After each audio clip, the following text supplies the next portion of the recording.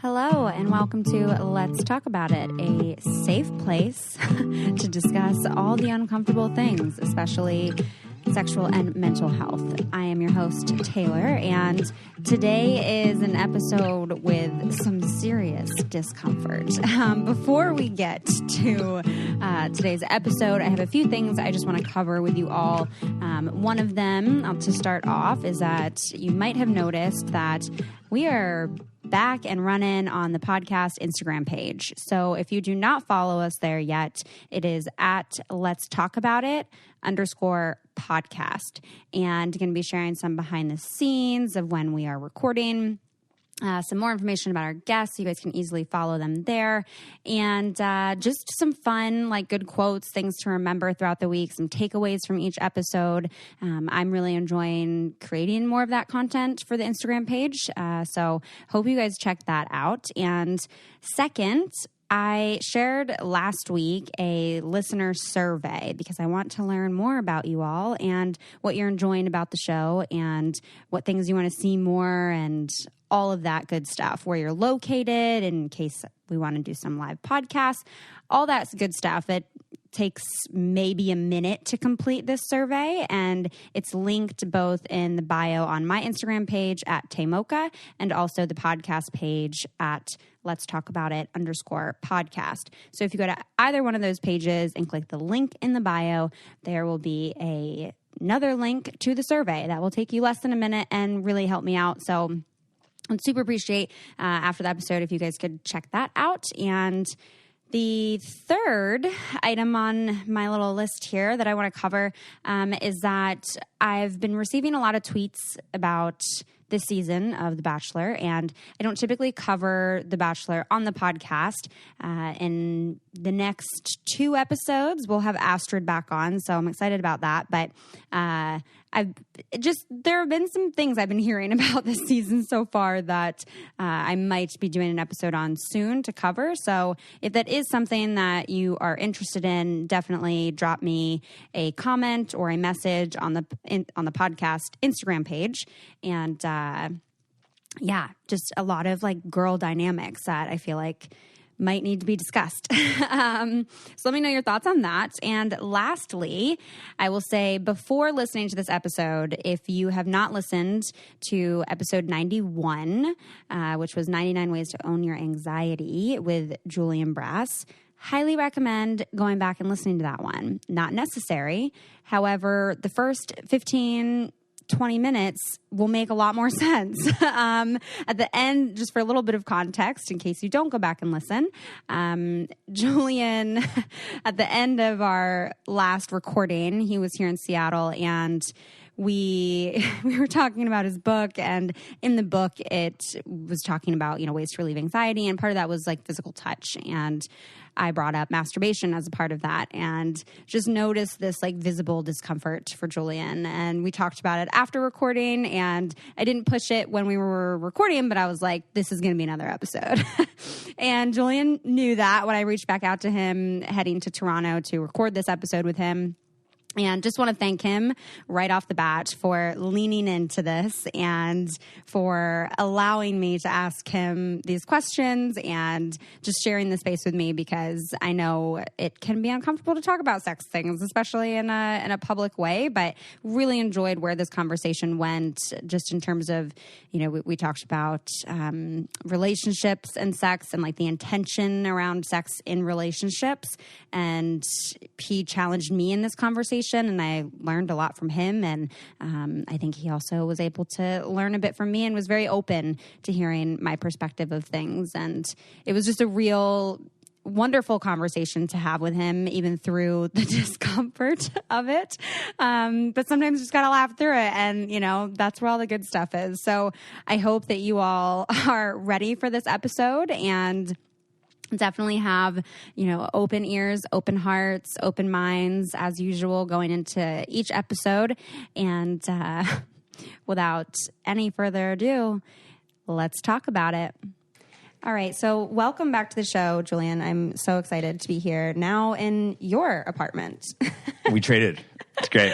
Yes, we have traded places. So last time I had you on the pod, we talked a lot about owning your anxiety. You had the book coming out, and now the book's out. It's been out. Wow. Yeah. Wow. Yeah. You're right. Yeah. Like as you say that, so many moments and memories go right through my head. Yeah. Holy smokes! It was over 2 months ago that I was with you. Yeah. That's crazy. Wow. It feels like it was like yesterday. Yet I've been like in a million places. Okay. Anyway, Thank you for that nostalgic reminder.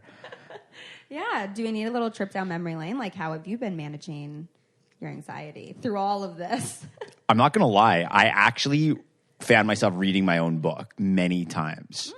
And the thing about when you're a creator, whether it's, a visual artist or a musician or an author, when you put your work out, it's like you kind of channel it, right? It's so in a way when I read my own book, it's not like it's like just mine. It's like the universe is, and like God like used me as a vessel to share with the world. So, and a lot of the book was written even 2 years ago, right? It was a long process to write and then research everything. So like some of it I actually forget writing, and it was therapeutic to read that book like before about to go on live TV or a big podcast or whatever. That helped me manage my anxiety, and I had to like literally like be my own student, like as if I was the teacher here, but I was also the student listening to the teacher. I would go in, see the anxiety, see that negative nervous energy, like while I'm in the green room before I'm about to go on some live TV show in some city, some of which I've never even been to, which is kind of funny, like Seattle. Yep. And I would just be like, okay, like, the energy's here right now and it's confused. It's not going to serve you. So do various tactics to take the energy and then shift it. And it actually helped me, and it worked, and it's possible for anybody. Yeah. Yeah. I mean, I've gotten a lot of messages from people after that episode just about how valuable that content, that episode was for people. That's so good to hear. Of, reading the book and hearing you speak about it, that it provided them with a lot of tools to be able to manage their day-to-day anxiety. And I love that, like being your own student kind of a thing, being your own teacher and student kind of in a way, playing both of those roles. Right. Because I think that's an important thought to have, because I think sometimes we feel like we need other people to teach us things, and in a way it can make us feel somewhat helpless, right? And that like we need someone to guide us through, and it makes us feel like we don't have any agency in our lives. And when in reality, like we do, and I think we have to give ourselves credit for that sometimes too. Like we might not always have it together, and there are definitely things that we don't know, but at the same time, there are a lot of other things we do know that we can teach ourselves, that we can remind ourselves of and guide ourselves through. And I think that kind of gives you a little bit of like empowerment and, I don't know, just a stronger belief in yourself. Yeah. Yeah, it does. We hold the answers to so many things, and we just forget, and we get so disconnected from ourselves. So like if we're standing, right here, life takes us so far away from right here. So it's just having little tools that will remind us to bring us back to right here, that allows us to then go and say, oh yeah, I actually do hold the answers. I do hold the keys. Yeah. Right. But that is, if you think about like what is the purpose of yoga and meditation and, the deepest sense of your spiritual self awakening, it is that. It's just to come back to you. Yeah. It's not like go and meditate and like become somebody else. Like, no, like maybe some new school person would say that, but like it's so far from like the source and the origin of meditation. All of these things, it's just about coming back to you. Yeah. And like that's really what it is. So, and just to your point, we hold the answers. We know what we need. Right? Everyone listening, you know what you need. It's in you. It's just that there's so much fucking noise that we don't listen, right? And listening to ourselves is a skill that needs to be honed. It needs to be trained. We got to work on that. I can listen to your podcast all the time. Sure, I'm your biggest fan. But can I listen to myself? Can I make it quiet enough in my mind to listen? That's the real challenge, and that's, spiritual growth. Yeah. Wow. Holla at me. That was yes to all of that. Yeah, thanks. Damn. Little rant there. Damn, yeah. Just like rewind that piece and like listen to that again. That was great. One thing I want us to get into a little bit today, I might make you a little uncomfortable. You tried last time and you felt like you didn't go deep enough. I knew this was going to come. Yeah, last time I was like, all right, let's like, see. And then I was like, yeah, you're a little uncomfortable and like, that's okay. But like, yeah, I'm going to see if we can like go there a little bit. I knew this was going to happen. When you were like, hey, Julian, I'm going to be in Toronto. Do you want to do another podcast? The first thing I thought of was what you said to me when you stopped recording the last one at your place in Seattle, which is like, you got really uncomfortable a couple of times when I talked about sex and stuff like that. You know that, right? Yeah. And I'm like, okay, shit, she's going to want to go there. Yes. I am ready for you. That was my Arnold Schwarzenegger voice. So yeah, what about that made you uncomfortable? Can you just talk about that discomfort? Well, I don't remember the exact thing you said, but I remember what you said after about my reaction to what you had said. It was masturbation.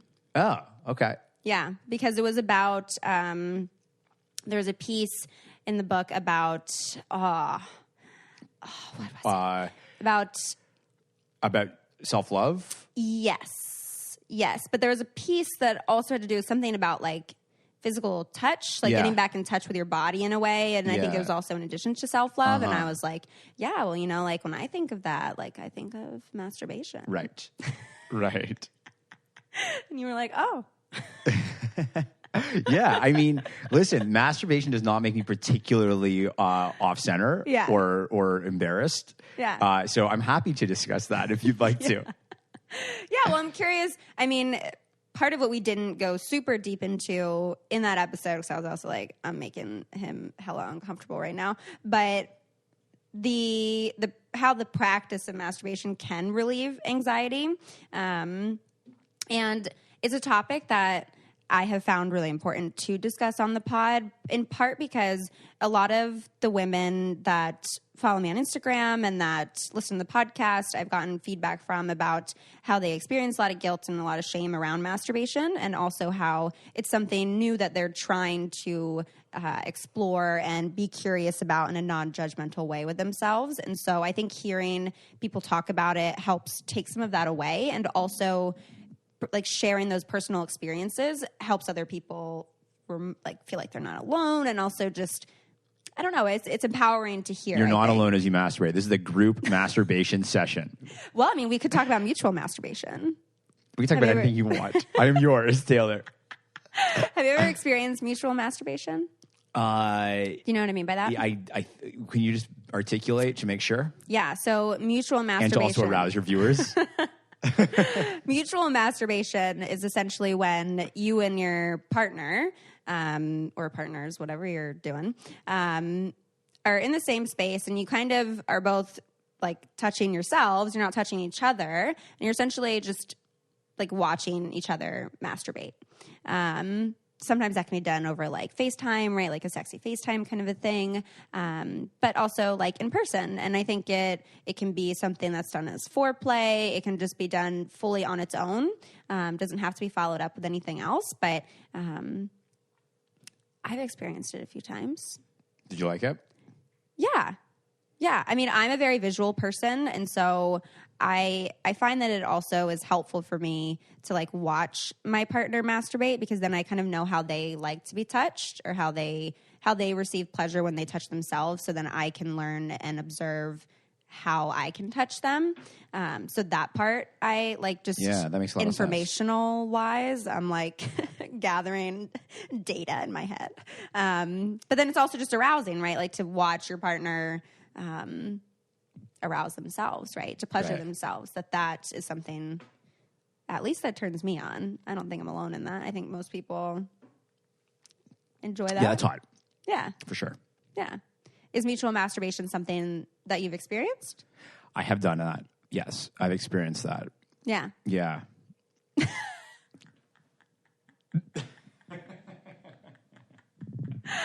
I'm curious on a scale of 1 to 10 of like where your anxiety is at in this conversation. I'm feeling okay. Okay. I'm letting. I want you to drive the conversation, and Yeah. I'm sitting in the passenger seat. Yeah.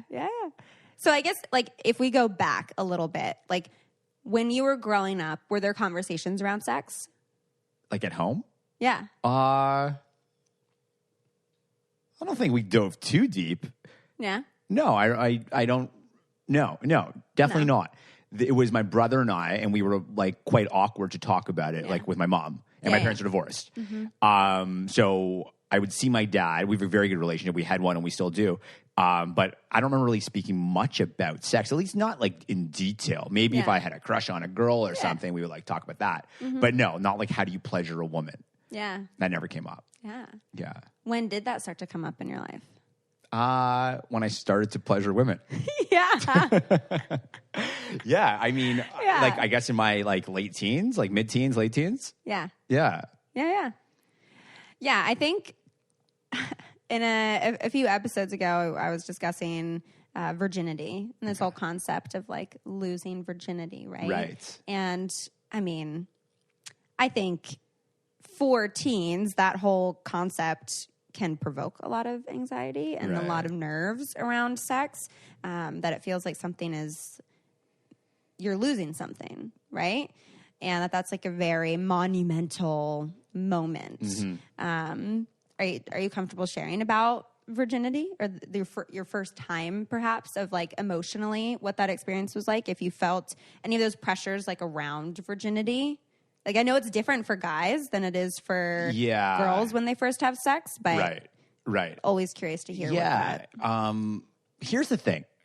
Before I sort of go right into answering your question, I've had like a major spiritual awakening that occurred about 5 years ago. Oh, yeah. And within that, there is like all of the relationships that I hold to sex. Okay, so how I viewed sex before that and how I do now is extremely different. Yeah. So, like, I lost my virginity when I was 16, and, I mean, it was the furthest thing from how I would view sex. Literally, I'm 36 now. I just turned 36, so 20 years later.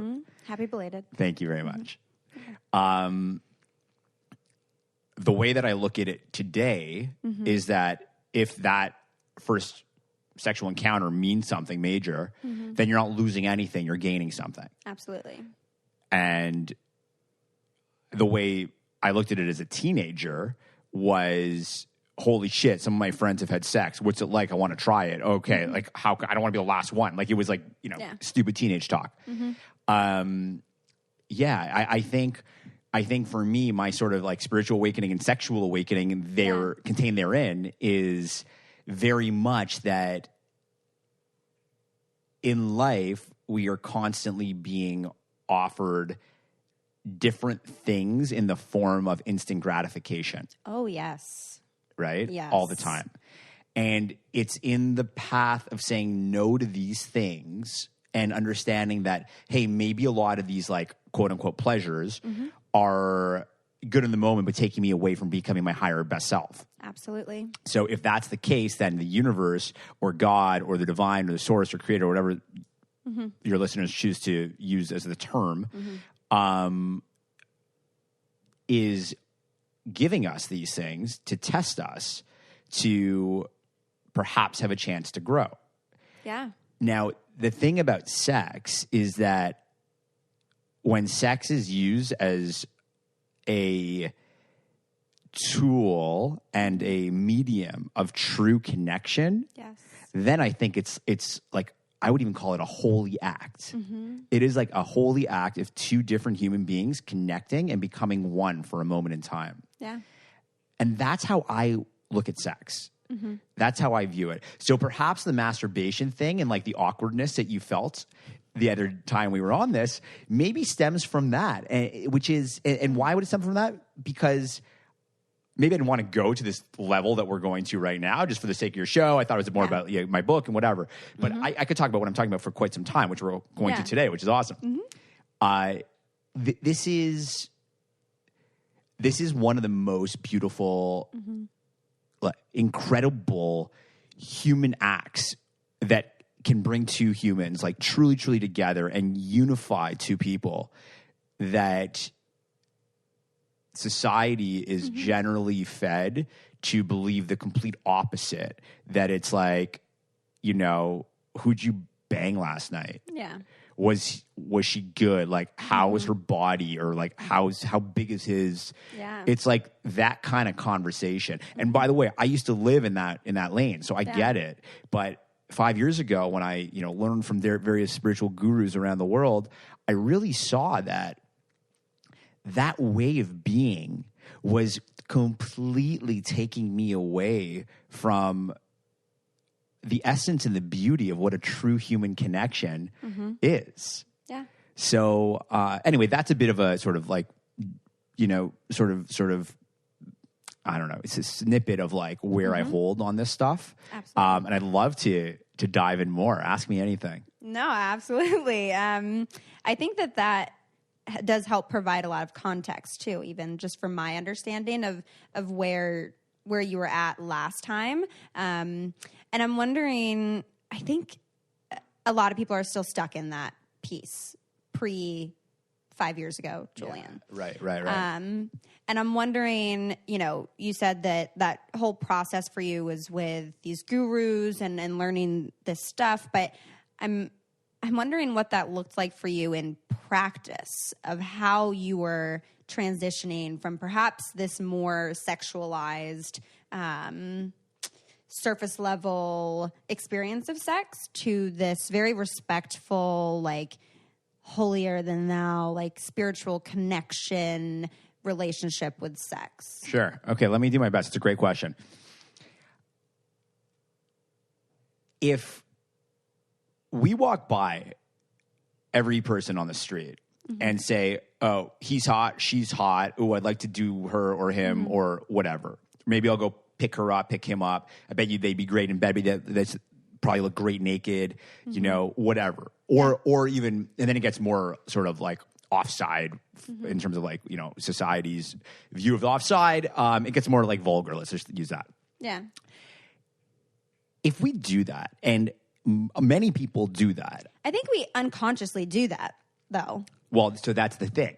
Like- You're probably right, Taylor, unconsciously, but part of truly growing is to start to raise the unconscious to become conscious. Yes, exactly. Right? So, exactly. And by the way, I do not speak to anyone on this podcast like I'm, you know, like this holier than holy person. I still have to work on myself with my thoughts every single day. Absolutely. If we look at people like that, consciously or unconsciously, first of all, what are we doing for the connection between two humans? All of a sudden, it is not just like you are a beautiful being in your soul. It is you are a piece of meat that may pleasure me and I may have fun with. Yeah. You know, looking at someone's lips as they speak instead of their fucking eyes. Like, so often, this is how it works. If you ever walk by, I have a couple of female staff, and you know, when I walk on the street, like on a nice summer day, it's disgusting how many men I watch pass us by, and they're just staring at their breasts, literally, and then their like lips, and then their legs. It's so fucking nasty. The thing is, people don't get it that when we let our impulses drive our thoughts, and it can be a 2-second thing. Yeah. Our thoughts are going to be completely different after. And it's like, do you really want to live a life where it's like, snap, snap, okay, that was kind of disgusting, shouldn't do that. Okay, now back to being, you know, the person I want to be in public. Oh, that wasn't really good. Okay, now, like, do you want to like, blah, blah, blah, blah, like a ball, like ping pong, like with your own mind? Yeah. Yeah, we got to slow it down. So, and we have to, we need to be more intentional about how we want to view people. Like, you're a beautiful woman. It's very obvious. But like, if I was looking at you like just like some like side piece I'd like to have fun with, I don't think you'd feel as comfortable as you feel right now in my apartment. And I don't think it would be me, you know, showing up to this world as a respectful man. You know what I'm saying? And I think that's, I totally went off with your question, but that's kind of where I'm at with this. Yeah, no, I think all that's great. I think there's areas of that I completely agree with, and I get the whole, like, your entire point in that, and I agree with that. I'm curious, like, I certainly like the walking down the street thing, and like, yeah, like that is obnoxious, and like that's uncomfortable, and like no one likes to really experience that. I think sometimes that does change when there's a mutual attraction there, that then it's like, oh, that person notices me, I notice them, I feel that sexual energy there. Can I jump in? Yeah. So two people have that connection. Okay. They're like, okay, she's hot, he's hot, let's do this. They have sex. I call it sports sex in that particular instance. They have sports sex. They really go at it. It feels fucking amazing in the moment. Yeah. I believe that when there is no soul connection and a connection of truly loving each other, what that is going to lead to, though, is loss and is pain. And it may feel good in that moment, and that's instant gratification at work. It feels incredible in the moment. But you know what? A couple days later, after you're finished telling your friends about it, or like masturbating to how good it was, all of a sudden you're lonely. And then what? And then it's like, okay, well, now what? Do I do it again? Do I find someone else to fill that void with? And I think that is the source of a lot of unintentional suffering. And I can tell you that like a decade ago or whatever, before I started to view sex differently, even like pre 5 years ago, if I just, slept with somebody who I hardly knew, or, just like had a couple dates with, and then we went to bed and it didn't go somewhere, I often felt a bit empty after. And it's not a nice feeling. And then the idea also, which I think is huge, that I'd love to share as well, which is that, I said it, you go on a couple days and then you have sex and then it doesn't go anywhere. I think one of the biggest problems with why it is so hard to find the right partner today, and, there's so many single people in this world of like, you just swipe right or swipe left, there's always someone else, is that society jumps into bed way too quickly. And all of a sudden, the connection between two people is a connection that is more physical than emotional. And the physical gets in the way of the emotional. The sexual chemistry is so good. The physical connection is so good that all of a sudden, if we were to actually pause on that and not jump into that first, but actually get to know each other as just people, we would know much faster if you're the right fit for me and I'm the right fit for you, right? But instead, the sex is so good and that physical connection is so fucking amazing, and we're just like on fire that we're looking past or not noticing the huge differences between us in terms of our values and our wants and our needs and our personalities and, how we want to show up in the world, whatever. We don't see that stuff. And then 3 months later, 6 months later, a year later, 5 years later, we're like, oh my God, every time we had a fight and we were like actually about to do some of the deep work that was needed to really identify if we are compatible or not, we just had makeup sex. Oh, makeup sex. That's the whole topic. So makeup sex is a whole topic. And I agree with you, but I wonder, like, I think a lot of what you're talking about is for people who are also hoping to like enter into a relationship. Like, what about the times when someone does just want to experience that sexual energy and that sexual connection without it perhaps filling some kind of a void emotionally, to be able to have a like deep soul connection that maybe they aren't feeling with themselves, and so they want to like experience that first before jumping into a sexual relationship? Good question. I think unless someone's sports sex. Yeah, unless someone's like a porn star, who's like doing it as their profession, I don't think they can fully disconnect from the mind, body, soul connection that we all possess. One may try to. However, I think that the mind, body, and soul have this deep, deep connection that, like, even in our, like, conscious mind, when we're like, no, we're just going to have sex, it's just going to be amazing, and that's going to be it. I do think you're giving a little piece of your, like, purest self away to that moment. And can you expand on what you mean by purest self? Yeah. We're created as pure, perfect people. Like, we are, like, when we come out of the womb, like, we are as, like, perfect as we can ever be. We're untouched. We're unjaded.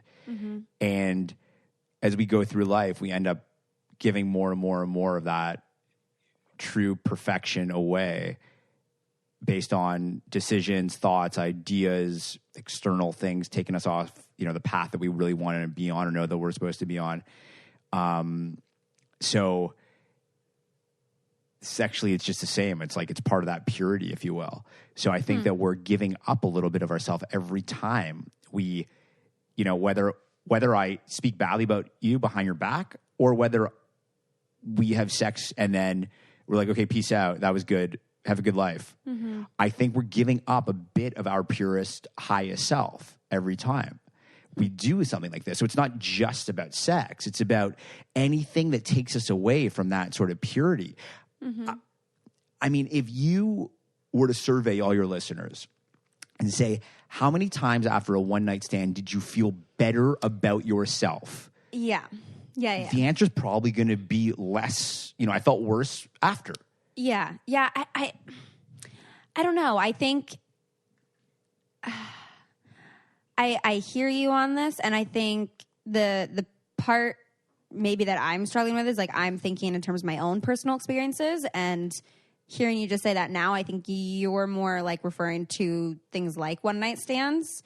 I've never experienced a one night stand before, but I have gone quickly into sex with someone and still have felt like there was an emotional connection, that there was a blossoming of a soul connection, that it didn't feel like I was giving up parts of myself to be intimate with them, but that I really had to challenge myself to let down those walls of wanting some kind of security and commitment in order to experience that openness and that intimacy and that connection. And that it was that experiencing that sexual connection with someone allowed also room for some of that soul connection to occur. Am I making sense with that? I think so. So, and first of all, I just want to be super clear. When I say one night stand, I don't necessarily just mean literally like, you went out at 10 p.m. and like at midnight you're having sex with someone. Yeah. I mean, it could be a one night stand where, like, sure, that did happen, but no, like that's rare. I don't think I have any experience with that type of thing. Yeah. It's much more of, like casual sex? Yeah, just casual sex. So I am on the same page. You went on a date with somebody and then you slept that night, or you went on a couple dates and you slept, a couple nights later or whatever it was. It's that quick turnaround of getting into bed without really knowing somebody well. That's what I'm saying. Yeah. We all can have that soul connection, that spiritual connection, that whatever connection. Like, you can, like, it's very easy to develop that with someone, I think. It'd be like, you have great energy. Cool. Yeah, so do you. Awesome. Want to fuck? Like, I just think that, and in my heart, I know that yeah, sure, you can do it and you're going to enjoy it. And maybe two super, super, super, super, super evolved humans that can literally disconnect from the body or can say, you know what? Love is great. I have boundless love to give. This is one of the ways that I feel love. If they can actually say that and mean it, then maybe they, are a small subset of people that, like, yeah, go have sex, do it. Like, do it, enjoy. However, I think that the vast majority of people, and I would argue, that the vast majority of people listening to a popular podcast like yours are people who can't do that. Yeah. Because it's a very small subset. It's like, it's the healer in Bali. It's like, it's not the average person who has that much of a relationship between their different parts of their entire being that can be like, no, that was great and I disconnected and now I'm back to my source. it's a different type of mind. And I think that and this is no fault of anyone's, I think that most people, though, are really connected to their body, not in a way of like heightened awareness, like I know my body so well. Rather, I don't know the difference between how my body functions and my mind functions and my soul functions. It's just me. So if you felt good down there for a few hours, you don't know how to just park that to the side and not let that move into your mind and your soul and start to have different thoughts after. Yeah. I'm throwing some serious stuff at you. Yeah, and I guess what I'm curious in terms of these thoughts afterwards, if you're thinking that these are thoughts of, searching for things like commitment and where is this kind of thing going and all of those kind of thoughts that make it less of a soul connection, that make it more of that sport sex? Great question.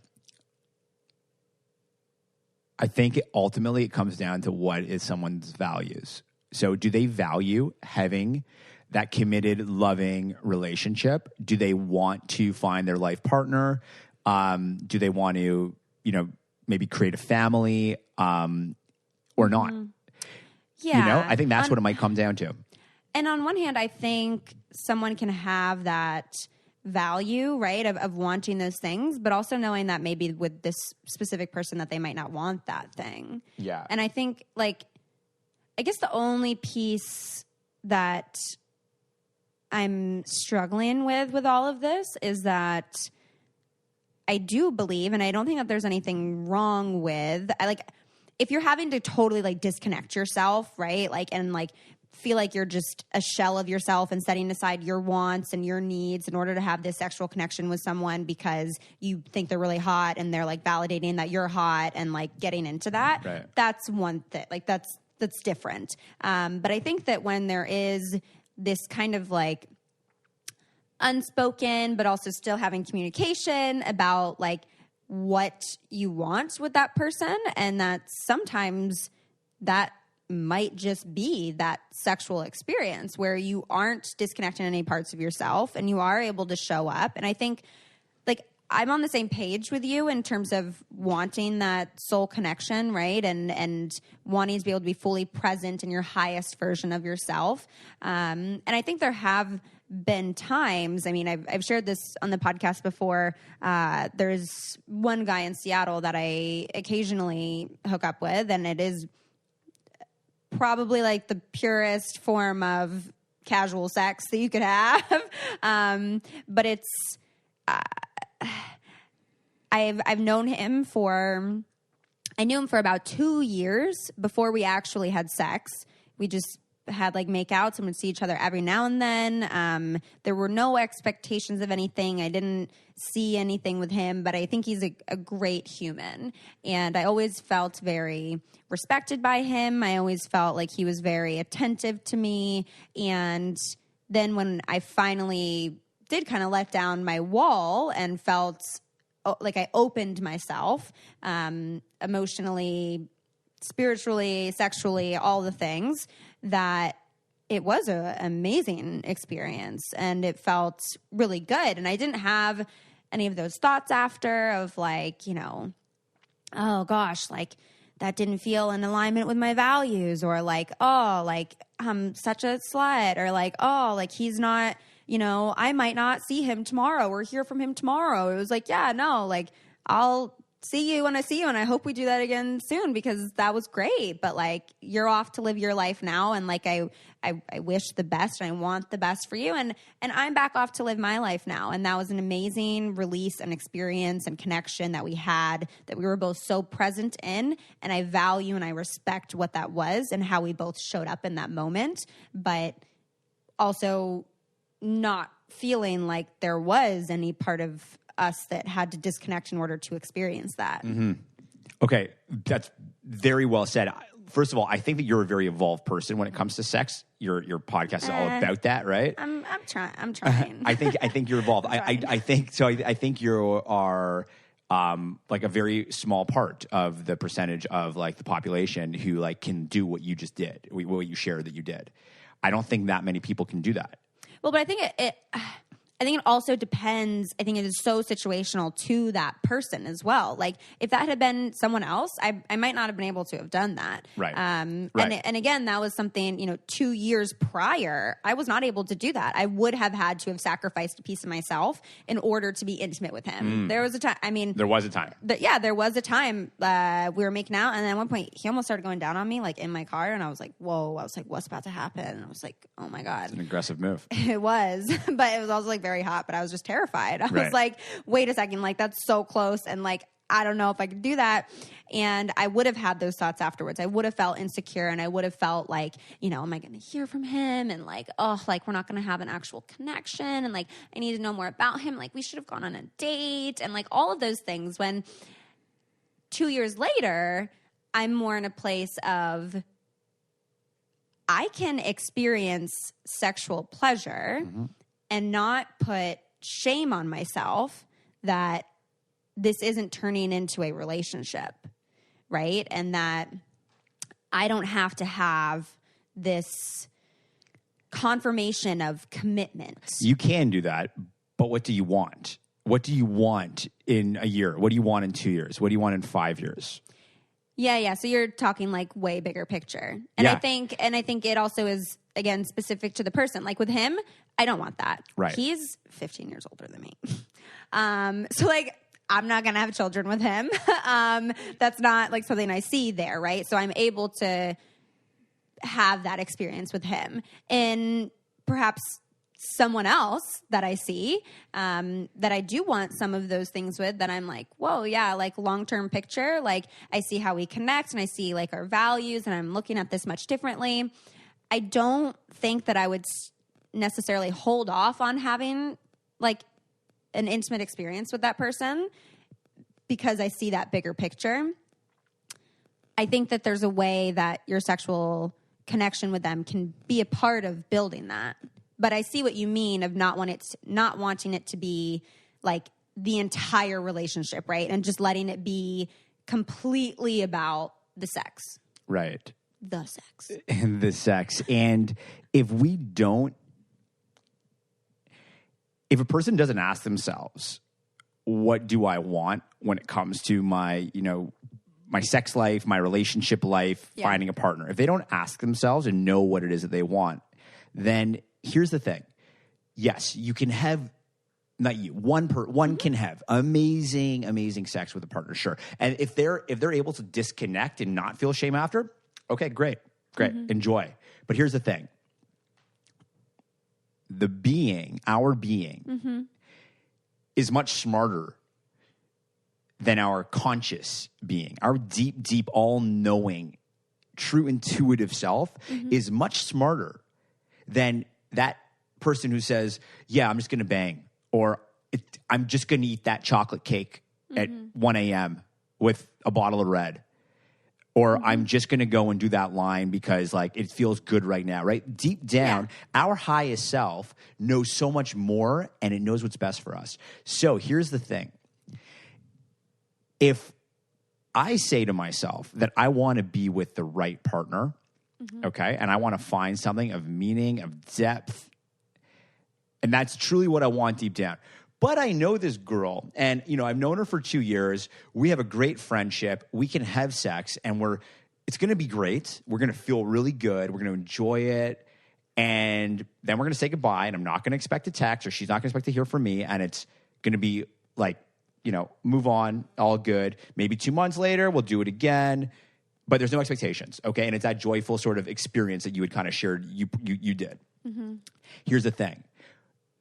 If a person knows what it is that they want down the road, or even if they don't consciously know, but their higher self knows, by doing that, we are moving a bit further away from the version of ourselves that we actually want to be, A, and B is big.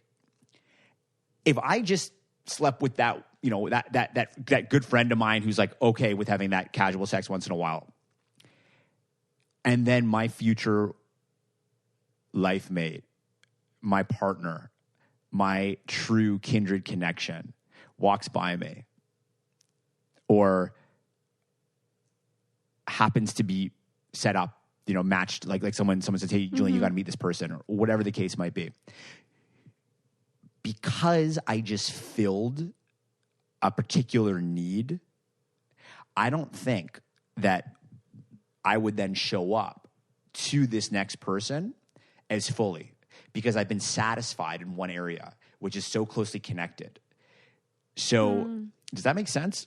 So I don't think, I know too many people come to me for coaching and various workshops, and they'll say, I really want to find the right person, but I, just slept with this person, slept with that person, whatever. It was casual. It was nice. It was great. But, it wasn't really, like, I knew it wasn't going to go anywhere. Mm-hmm. We're not able to just differentiate between the two. Like, right, in the conscious moment, you might say, well, that was that. I'm going to park that over here as casual, but really I'm looking for real. But by giving up a bit of yourself to enjoy the casual, you've now taken away from some of that true want and yearning, let's say. And how about even a better word, being receptive and open and available. Yeah, I think to what you really want. First, though, I don't necessarily think that when you do that you're moving away from what you want, because what if part of what you want is also to be able to experience yourself as a sexual being and to be open to that?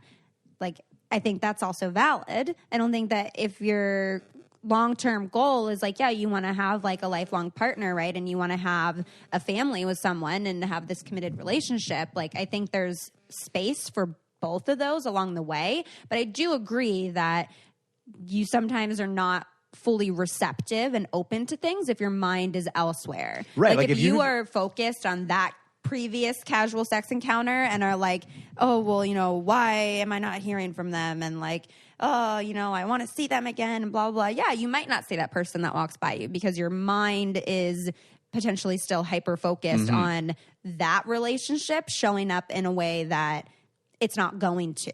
Your conscious mind, definitely, and your unconscious mind. It doesn't even know because it feels the satisfaction of the moment that happened last night. I could put the perfect guy in front of you the next day, and you're not feeling that same desire. You don't think you can still be like open and like feel that? Because not as much. No, not as much. There's no way. Like, I mean, that's like ninja level disconnection. Well, so then but the mind, body, and soul are all connected. But so then have you never like dated more than one person at a time? Like how many dates? That's a serious question. I don't know. Like once I go on a couple dates with someone, or like say 3 dates with someone, then I'm not going to date anyone else. Because it's like, why would I do that? Like it's not. No. So that's my answer to your question. I got it. I know where you stand with this. Where are you going? Where were you? Well, I was going to the notion that I believe that we can 100% love more than one person at a time. That we can be in love with more than one person at a time. And so I don't. Yes, you can. Yeah. But and so how deep is your love? How deep is your love? I was hoping someone would do that. How deep do you want your love to go? But see, I don't think that loving one person invalidates your love for another. No, it doesn't invalidate. It can be different. But it puts a cap on how deep you're going to go with one person when you have love for 5 or 3 or 2. Perhaps in terms of time management, right? But I think in terms of quality of that connection, I don't necessarily think like one can only go as deep, but that they would just be different. I think there is an infinite amount of love in this universe, but there is a finite amount of love for a partner to give to another partner. Yeah. I guess. Maybe. If you and I are together and I'm like all into you and you're all into me, like no. All of me loves all of you. Yeah, that would be very sweet. We're just gonna start singing all kinds of songs. It would get I mean, the purest look, the love that I want is the kind of love where our sex gets better every year that we're together. Because we are truly in love mentally, physically, spiritually, emotionally. We have each other's back for real. Yeah. And the more I learn about my partner, the more I love her, and the better I can pleasure her, and the better the mutual masturbation, like we started talking about. You know, you don't even need it because it's like, I know you inside and out. You are you are like as close to me as one can be. The deeper we go in that path, and call me a bit of a hopeless romantic or fairy tale. I hear it coming through. Yeah, but it's coming out.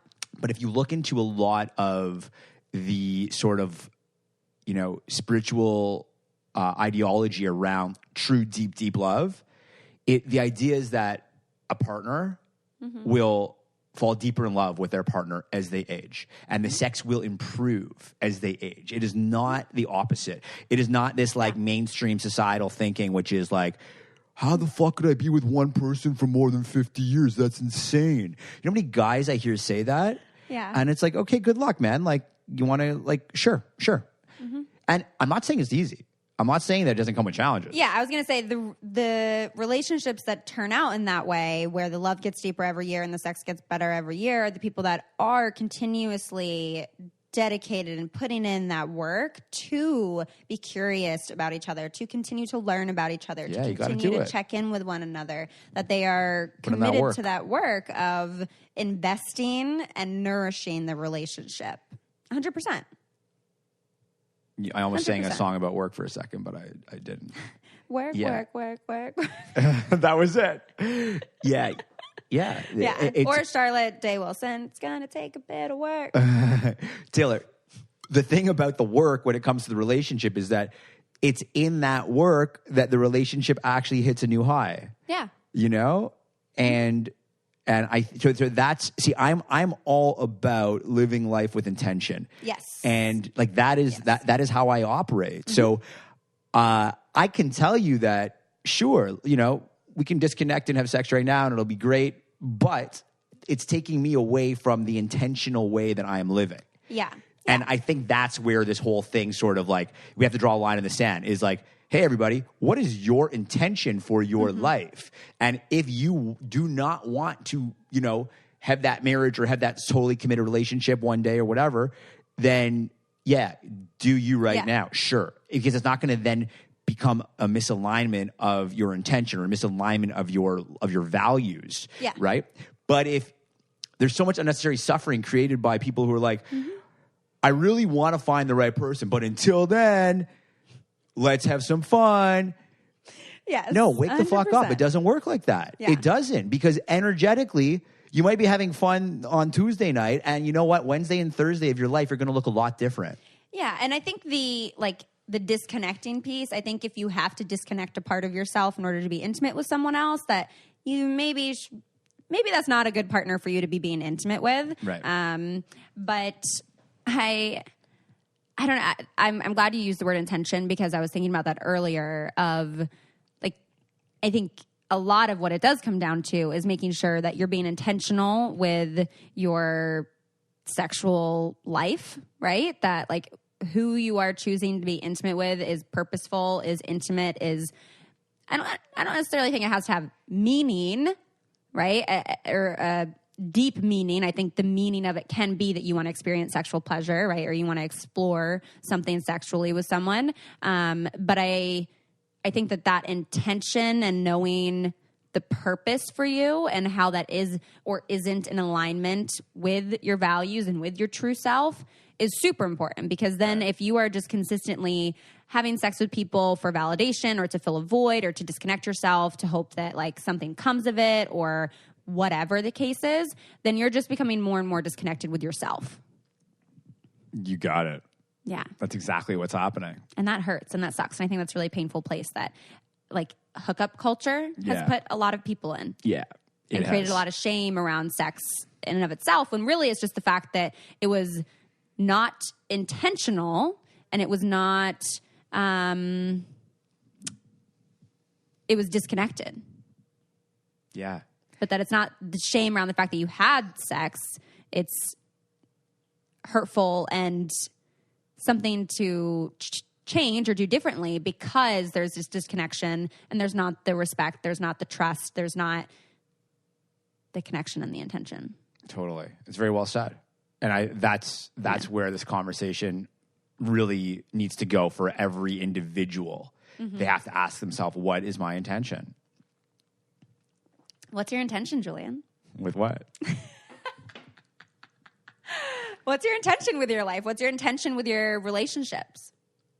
Well, I just turned 36 a few days ago. Mm-hmm. I've been in a few very good relationships, but none led to marriage. I've never been married. I'd like this year to meet the right person and to actually, by my 37th, have a meaningful, loving, honest, amazing relationship with a woman. What does the right partner mean? It's funny. If you asked me years ago, I had a long list, right? You know what I'm talking about, the list? Yep. It's really gotten a lot more condensed in recent time. Yeah. And that's not desperation. That's realizing that, the perfect person does not exist. Yeah. It's within imperfect beauty that the real beauty lies. Oh, yes. Just rewind that. Listen again. Can we quote that? Make it an Instagram caption? Yep.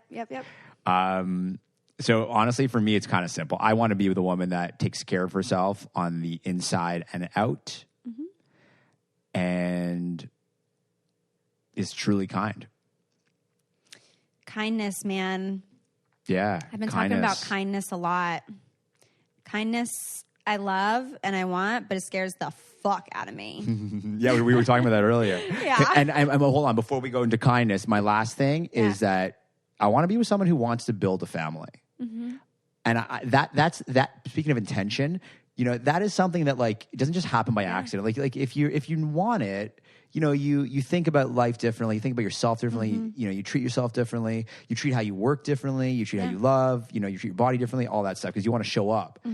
And so that would be it. Someone who takes care of themselves on the inside and out, someone who's kind, and someone who wants to have a family. Ladies, you heard it. Slide in. Wow, look at that. Slide in at Julian Brass. Slide in. You are hilarious. No, I think those three things make a lot of sense, especially for your last point. In order to build a family with someone, it makes sense that they would have those first two things. Right. Those little prereqs, maybe. Totally. Solid prereqs. Yeah. Yeah. And back to what we were saying, kindness. It's so true. If this was a bit more of a kind world, and if we just operated from a place of, am I being kind right now? Or not? It shifts it just shifts how we show up to, order our coffee or say thank you to whatever, or in that business meeting, it's not like this culture of sink or swim, needs to be the only way to live. I mean, there's a much better way. You can swim and be really kind to yourself and others as you do. Yeah. Yeah. I actually just had conversation around kindness because I've been struggling with it, and with this specific person who is being so kind, and I'm just why are you so nice? Yeah.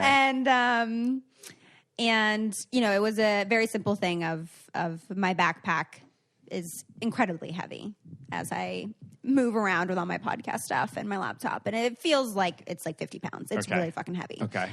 And of him asking if I wanted to switch backpacks. I wasn't saying anything. I was just yeah, I'm going to walk around my heavy-ass backpack. I can picture you in that heavy bag. It's kind of... It's I can intense. see it, yeah. And... so what happened? You grabbed your bag? He said, let me help you? Yeah, well, he was like, do you want to switch backpacks? And I was like, oh, in my head, I'm like, yeah, I really do. But also, like, I don't want you to feel like I need you to. And I don't, like, is this just, you're just being nice, like, just to be nice? But, like, is this, months down the road, you're going to be like, Taylor, like, carry your own backpack. Like, you know what I mean? And so I don't know. I pushed back against it. And I was like, I do. But, like, why do you want to? Mm-hmm. Like, that to me was important. I was like, what's your intention in being nice to me? Yikes. Okay. And that intention thing. Yeah. Showed up a little differently there. Yeah. And I did ask. I was like, if I was like your guy friend, would you ask to switch backpacks too? Or is this just because like, you don't have sex with me? And did you ask these questions? Yeah. Yeah. Good. What do you say? Apparently I like making people feel a little uncomfortable. Was the podcast recording? Were you guys holding mics while this happened or no? No. But he just said, yeah, like if he looked like he was struggling and I wasn't, like I would ask and I would take that on if it was something I was able to do. And good answer. And I was like, okay, then yes, I want to switch backpacks.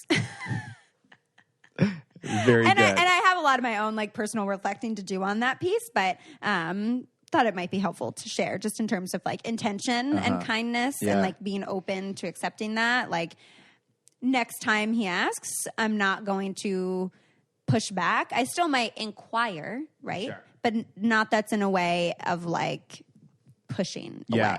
Yeah. I love that you shared that anecdote. And I want to say that I think there is a big shift that needs to happen where women can embrace kindness and men can embrace kindness more than they currently do. Yeah. I can tell you that, I remember when I was younger, especially dating, it's like, that saying nice guys finish last. Yeah. We were like trained to all of a sudden like put up like an asshole front to girls. Yeah. And if you think about how many guys still hold that card. Yep. And whether they're doing it on purpose or it just became them. Yes. Ooh, this is a big one. I even said in this conversation last night, I said, yeah, and I don't just ask because, context, my last relationship, I did have to ask for that. Like I had to ask, like, will you just be sweet to me? Like, will you just be nice? And I told him, I said, I don't have trouble accepting your niceness just because of that. Like even in the past, I have struggled with this. But what speaks to this whole nice guys finish last thing and being trained in that thought even was I had actually heard from a friend that my ex had said to him while we were together that he thought that I really loved this notion that I had to chase him for his affection and that I didn't have to do that with other people. And so that made me excited to do with him. Wow. And I thought, wow, it's really difficult for you to like give affection to someone. You think that that's something that people will only want to experience with you when you're an ass and like they have to earn that affection and that it's something you're like holding up, right? That you're like, well, I'm only going to give it to you if this, right? That like I'm holding on to that I'm an asshole vibe because that will mean that I'm wanted. That will mean that I'm attractive and that women love the chase in that, right? And that again goes to this whole like nice guys finish last. Like the girls don't want to be with the nice guy. The girls want to be with like the cool asshole guy. And it's like, that's so fucking twisted. Yeah. And like once I heard that too, I was like, I was like, I ain't doing no more chasing. Right. I was like, you're going to be chasing this as I walk out the door. Yeah. I'm done. Good. Be done. Yeah. Be done. There shouldn't be so much chasing. It's all Yeah. No. And the one thing that I'm so passionate about and in the very near future I'm launching an online course that is basically the Own Your Anxiety online course. It's a 4-week course. Amazing. And it's for everybody. And it's like, it's totally not like a gender thing. Okay. But in the new year, like probably later on, like after this course is finished and I can really give it a lot of concentration and love, I actually want to get into dedicating a small part of my time to only helping men. Yeah, that's needed. Because exactly, it's needed. Part of it is because men have been conditioned to think nice guys finish last. Yeah. And they're taught that at a young age. Like, of course, there's exceptions, but for the most part, we are taught you got to be so strong. You can't be open about your feelings. Yep. You're a pussy if you're sensitive. All this shit, we're fed it. And I mean, my own journey with anxiety, it would not have been as severe as it was, 12 years ago now when I first got it, had I been open to talking about it. But in my mind, I heard all the voices that said, you better not talk about it. If you talk about this, you are a joke. Yeah. So you're not a man. You're not a man, and you can't be an entrepreneur. You can't build a business, and all these things. Yeah. So you have to understand that this thing about, it's not just from like, the guy's father, let's say, or the guy's boss, or the guy's hockey coach who says that. It's also how women treat men, because by women not embracing the guy who's just trying to be a nice guy. Well, I think that becomes foreign because women are also trained from children that the guy that's throwing sand at you at the playground likes you. That's a true point. That's a very good point. Yeah, you're right. Yeah, that he can't show his feelings of I like you, so he's gonna be like, nah.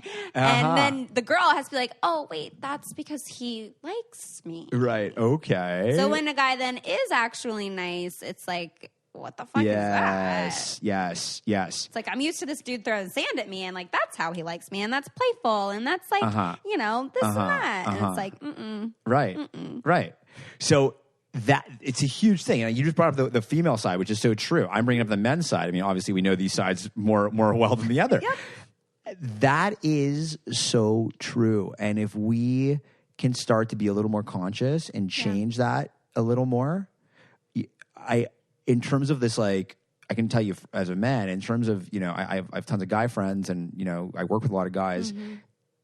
The opportunity for the society to be so much more healed is resting partially on men being able to just, be kinder. Yep. And know that you can still be strong, dependable, driven force in the world who can also operate with your heart. Yeah.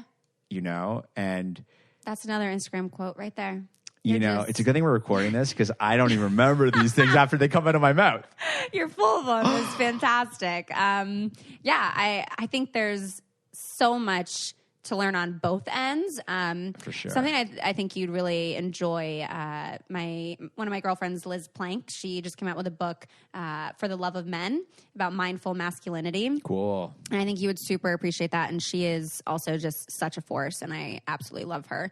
Liz, I'm coming for you. Yeah. I'll send you some of her info and also her book. But yeah, I really hate that I have to leave right now because we can keep on going with all kinds of topics. Yeah, where would this go next? I don't know. It would be fantastic though. So yeah, you're probably just gonna be like another reoccurring. Like this is probably gonna happen again at some point. Awesome to have you on again. Awesome. This is 2. Yeah, let's go for the home run. Yeah. It's always great content you bring in, and love how you show up. Well, you bring it out of me. I did push a little bit. But you were in the middle of complimenting me. You love how I show up, and you love my eyes that are a little bit kind of green when the sun hits them on a certain angle. Yeah. What else were you saying? Slight yes, hazel a slight hazel. Yeah, great beard. Thank you. Yep. I'll let Tony the barber know. Mm-hmm. Yeah, good job, Tony. But no, I think like there's a lot of discomfort in all of this, right? And like the dynamics between men and women, the dynamics of dating, and a whole other category of this is for like non-heterosexual relationships and non-cisgendered people as well. But there's so much discomfort in all of it, which I think is why these conversations need to happen. And let me just say, within that discomfort, a lot of anxiety is coming up. Oh, yeah. Got to bring it full circle to the anxiety. Yeah. Yeah, because it's real. Mm-hmm. It's real, right? And it's like, that is where a lot of it is emerging from. Yeah. And then it's showing up in different parts of our lives. Mm-hmm. Yeah, that anxiety of like, do I send a double text? Are they going to call back? Right. Like there's so much anxiety around relationships and dating. Yeah. I'm putting my filter on right now because I could go deep into that. There's a section in the book about dating smarter, and yeah, I want to tell you more, but I'm not going to because you have to go, and I should probably do something as well. Yes, I have to go and do another recording now. Okay. But we're going to have you back on at one point, and we're going to talk more about anxiety, and I'll think of more things to make you uncomfortable. Because through that uncomfortable initial conversation, look at all the fantastic things we talked about. It's in the discomforts that we grow. Boom. Another one. Amazing. I've already said it a few times, but if people want to find you, where could they follow you? Where could they check you out? Where do they slide in the DM? Yeah. So at Julian Brass on Instagram, my website's julianbrass.com. I want to invite everyone listening to subscribe to my life letter. Mm-hmm. This is something that I send out every single morning. It's a very, very brief piece of inspiration. Mm-hmm. For instance, some of these like quotes that are just coming out of my mouth, like this is just basically what people can wake up with, but a little bit longer, a little more thought out. So that's julianbrass.com/subscribe.